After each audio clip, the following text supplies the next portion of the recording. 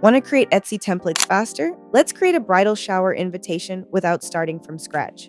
The first thing I'm doing is choosing a pre-made design. It already has a beautiful structure, which saves a lot of time. I'm actually going to reuse most of the existing elements because they already work really well together. Instead, I'll change the heading to match a new theme. Here's to a lifetime of butterflies. How cute is that? Changing just one key element can completely transform the feel of a template. You don't always need to redesign everything to create something that feels fresh and unique. Now I'm moving everything around just a little to make sure there's enough space between each section and nothing feels squeezed together. Whenever you update text, it's always worth checking the spacing afterward. Even small adjustments can make a design look much cleaner and more professional.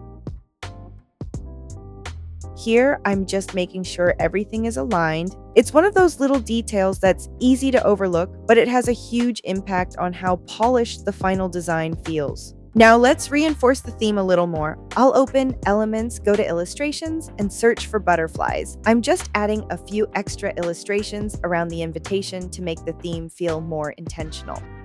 A little tip here, less is usually more. Leaving some white space helps the important details stand out, so try not to fill every empty corner. Before I call it finished, I always give the design one last look. I'll quickly check the spacing, alignment, and make sure everything feels cohesive. Those final few seconds are worth it because they're often when you notice small things you missed the first time.